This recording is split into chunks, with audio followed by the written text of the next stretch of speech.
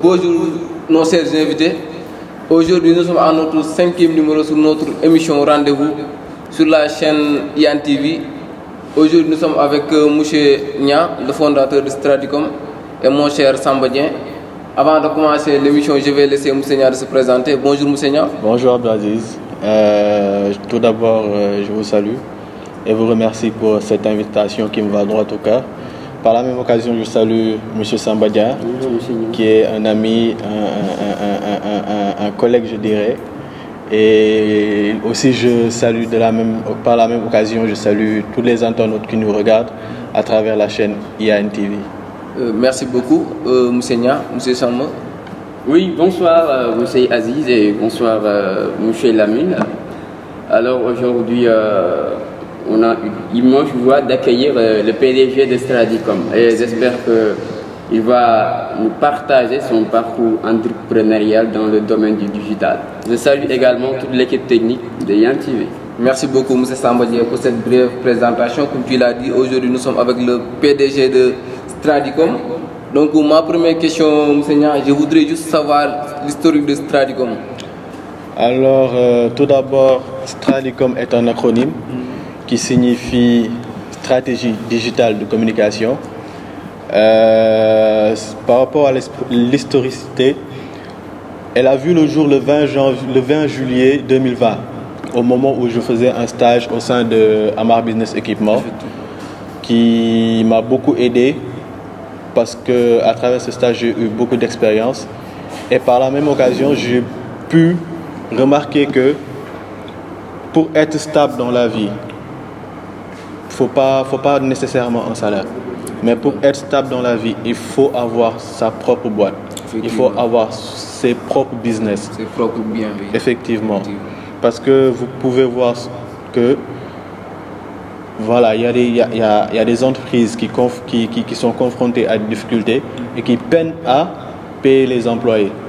Donc de ce fait, voilà, je me suis dit que, attends, si je me lance dans ce parcours en tant qu'employé et qu'arrivé à un moment où l'entreprise où je travaille rencontre des difficultés, qu'est-ce que je vais faire? Alors là, automatiquement, je me suis dit que voilà, je me suis décidé, je vais lancer Stradicom et voilà, ce qui a fait un boom, comme je dirais. Et vraiment, on ne peut que s'en réjouir. Merci et bonne continuation, comme je peux dire. M. Samba Dien, j'espère que vous avez quelque chose à dire sur ça.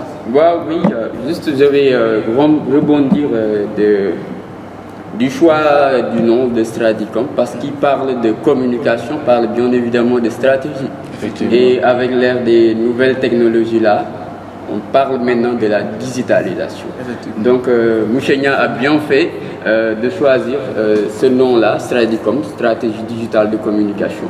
Maintenant, la question que j'aimerais lui poser, c'est pourquoi le choix de ces différentes couleurs-là? Alors, merci beaucoup, M. Samba, pour votre question. Par rapport aux couleurs, vous pouvez constater qu'il y a 3 couleurs sur le logo de Stradicom. Il y a le jaune, le noir et le blanc. Alors, vous aurez remarqué sans doute que la couleur la plus marquante est la couleur jaune. Alors, pourquoi le jaune? J'ai choisi le jaune parce que c'est la couleur de l'enthousiasme, de la joie, de la prospérité, en quelque sorte. Et chez nous, chez Stradicom, on veut qu'à chaque fois qu'un client utilise un de nos services, il puisse se sentir vraiment satisfait. Absolument. Voilà, parce qu'un client satisfait, c'est la meilleure des communications. Voilà, effectivement. Voilà. Et par rapport à la couleur blanche, on peut dire que le blanc, c'est la couleur de la paix, qui symbolise la pureté. Et par rapport au noir, le pourquoi est-ce que j'ai choisi noir, vous avez vu, je suis noir.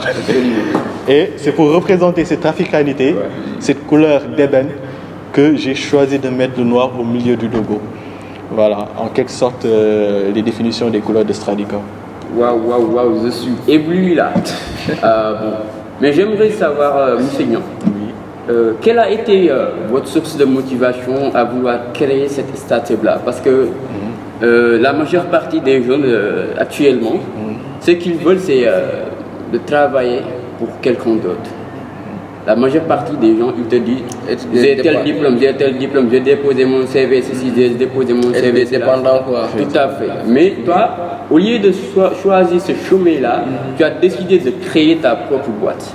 Mais quelle a été ta motivation? Pourquoi tu as voulu faire ça? Il y a plusieurs raisons qui m'ont poussé à créer Stradicom, mais je peux vous en citer quelques-unes. Tout d'abord, moi je suis quelqu'un qui n'aime pas recevoir d'ordre. Je n'aime pas du tout recevoir des ordres. Donc si je suis employé de quelqu'un, donc nécessairement et impérativement, il va falloir que je subisse les autres et il va falloir que j'exécute les autres. Donc de ce fait, je me suis dit que voilà, non, tôt ou tard, je vais créer ma propre start-up. Mais aussi, il y a le besoin, il y a un besoin d'appartenance, de sentiment que, voilà, moi j'ai quelque chose que j'ai créé, j'ai quelque chose qui m'appartient, j'ai quelque chose qui peut te servir à quelque chose. Voilà, effectivement, j'ai perdu les mots. Et de ce fait, j'ai créé Stradicom pour déjà, il y a l'aspect financier, Tout à fait. pour avoir, voilà, en quelque sorte de l'argent, mais aussi, je veux faire de Stradicom une entreprise qui va être reconnue au niveau mondial.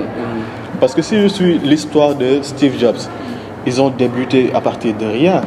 Ils ont commencé dans un garage. Et moi, j'ai la chance d'avoir peut-être des moyens que j'avais déjà acquis et que je peux mettre en œuvre, et ce, dans le digital. Pas besoin impérativement d'avoir un espace clos pour pouvoir dérouler mes activités. Parce que le digital, vous pouvez être en Thaïlande et avoir une commande pour la Chine. Et voilà, vous le faites sur place et automatiquement. Donc voilà en quelque sorte les raisons qui m'ont poussé à créer Stradicom. Donc je peux dire que ce n'est pas pour rien que je l'appelle boss. Quoi. Non, en tout cas, c'est très bien inspiré. Plus de faire que Stradicom soit reconnu partout dans le monde. Et à chaque fois que l'on parle de Stradicom, tout le monde fait allusion à Michel Lavignan. Ça serait une fierté sénégalaise, une fierté guyamoise et une fierté pan-libézard. Merci beaucoup, M. Sambadien. Comme tu l'as dit, merci beaucoup, Moussinia. Comme on le dit souvent, dans la vie, il ne faut pas être indépendant. Nous vous disons aussi bonne continuation. Merci beaucoup. Donc, nous passons à la deuxième question. Moussinia, est-ce que nous pourrons savoir les services que vous donnez à votre Merci beaucoup pour la question. Alors, par rapport aux services, Stradicom offre une large gamme de services.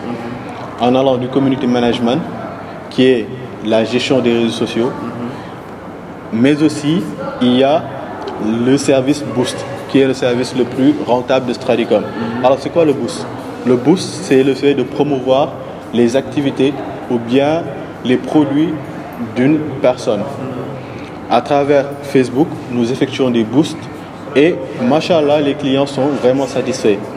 Mis à part le service Boost, nous offrons des services tels que le printing, c'est-à-dire l'imprimante, le service d'imprimerie.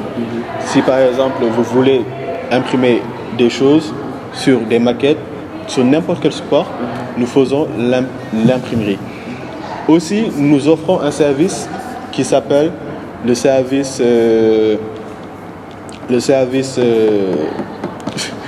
m'excusez vraiment. Nous avons le service création et modélisation de pages. C'est-à-dire que, par exemple, vous, Abdelaziz, vous avez un business qui fonctionne déjà, mais vous avez du mal à vous implémenter sur le marché digital. On ne reconnaît pas. Voilà. Alors vous faites appel à Stradicom.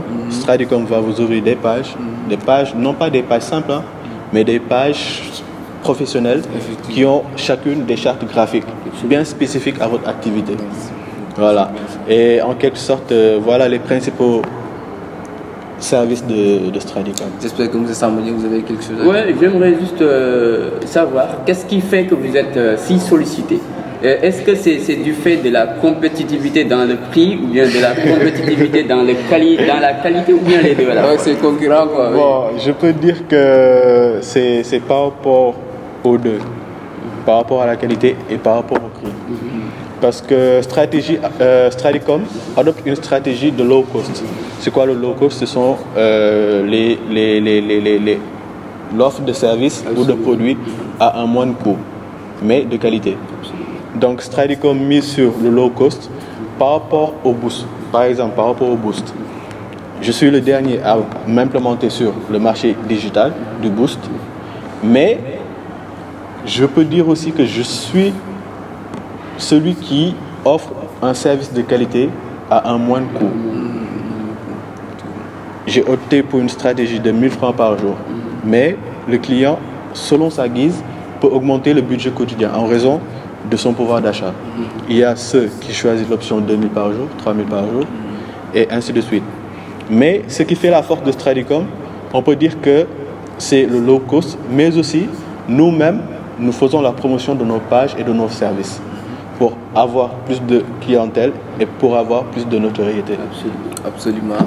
Donc, mais M. Nia, en base sur votre réponse, donc, si vous diminuez le prix avec vos concurrents, est-ce que ça sera tellement facile de gagner un profit? Non, honnêtement, ça ne sera pas facile, mais si vous offrez un service de qualité, le client satisfait va vous faire la promotion de vos services. Effectivement. Moi, j'ai eu pas mal de clients qui m'ont appelé parce qu'ils ont dit que j'ai été recommandé par un tel. Effectivement. Parce que cette personne-là, elle a été satisfaite et en passant, elle a fait la promotion de Stradicom. Ouais, c'est comme le disait Bill Gates, qu'un client satisfait est la meilleure des communes. Voilà, exactement. C'est ça. Exactement.